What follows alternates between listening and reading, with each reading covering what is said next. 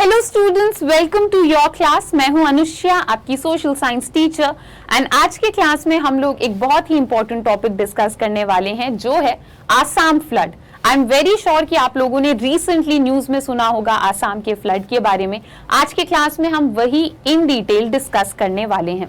सो इस टाइप की इमेजेस आप लोगों ने न्यूज में देखी होगी एंड सोशल मीडिया में अलग अलग एरियाज में देखी होगी। प्रेजेंटली आसाम में ऐसी सिचुएशन चल रही है।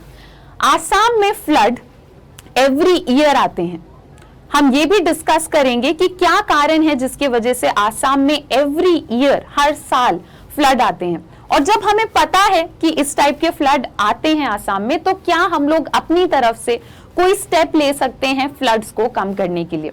अगर इस साल की बात करें तो फिलहाल 7 लाख लोग अफेक्ट हो गए हैं इस फ्लड के वजह से।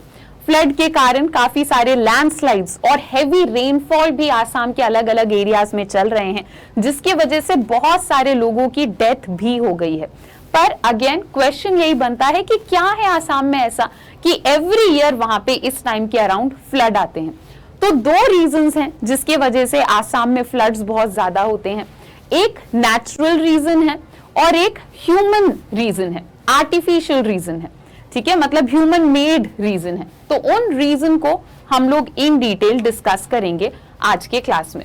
तो पहला रीजन तो ये है कि ज्योग्राफिकली 40% एरिया जो आसाम का है वो फ्लड प्रोन है। और 40% एरिया ये बहुत ही बड़ा डेटा है। ठीक है, तो ज्योग्राफी ही आसाम की ऐसी है कि वहां पे फ्लड बहुत ज्यादा आते हैं। तो अगर हम बात करें आसाम की, तो वहां पे ब्रह्मपुत्र रिवर एंड उनकी बहुत सारी ट्रिब्यूटरीज हैं जो हर साल फ्लड लाती हैं। तो ब्रह्मपुत्र नदी जो है ये बहुत एग्रेसिव नदी है, बहुत तेज बहती हुई जाती हैं एंड हर साल ब्रह्मपुत्र नदी एंड उनकी ट्रिब्यूटरीज फ्लड कॉज करती हैं। तो ये तो हो गया हमारा नेचुरल रीजन। ठीक है, ये हम टाल नहीं सकते, आसपास रिवर्स हैं तो हैं, तो ये नेचुरल रीजन है जिसके वजह से फ्लड आता है। और एक है आर्टिफिशियल रीजन। आर्टिफिशियल रीजन मतलब एक ऐसा रीजन जो हम इंसानों ने खुद क्रिएट कर दिया है।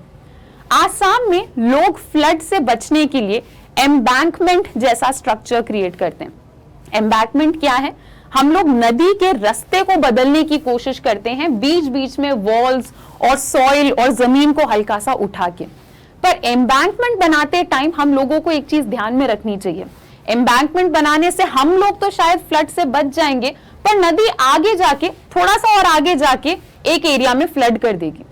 तो जब लोग बहुत ज्यादा एम्बैंकमेंट बनाते हैं, नदी के रास्ते को बहुत ज्यादा चेंज करने की कोशिश करते हैं, उससे क्या होता है, फ्लड के चांसेस और बढ़ जाते हैं।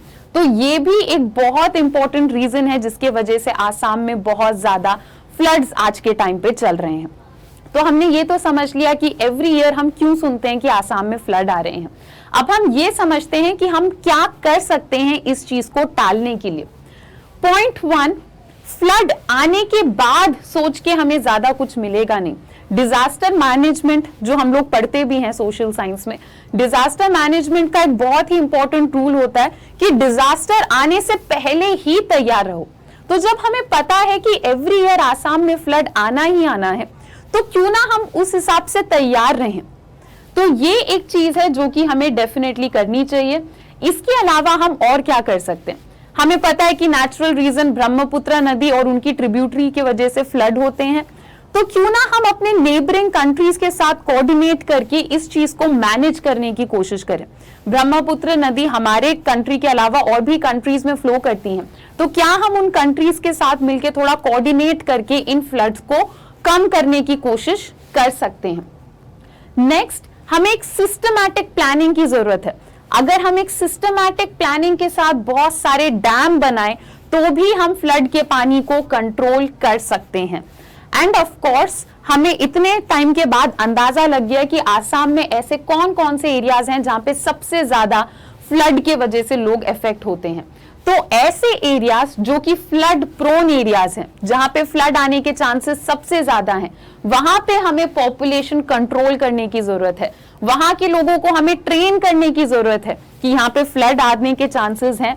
अगर फ्लड आ भी जाता है तो हमें क्या करना चाहिए, या फिर फ्लड आने से पहले उन लोगों को इवैक्यूएट कर देना है। तो ये कुछ प्रिकॉशंस हैं जो कि हम लोग इस दौरान हमें कंसिडर करना चाहिए। तो आज के क्लास में हम लोगों ने आसाम फ्लड के बारे में पढ़ा। आई होप ये क्लास आपको इन्फॉर्मेटिव लगी। मुझे कमेंट सेक्शन में जरूर बताना। इस वीडियो को लाइक करो, हमारे चैनल को सब्सक्राइब करो ऐसे और भी इन्फॉर्मेटिव वीडियोस के लिए। आज के लिए इतना ही, मिलते हैं अपने नेक्स्ट लेक्चर में। Bye bye, take care and thank you.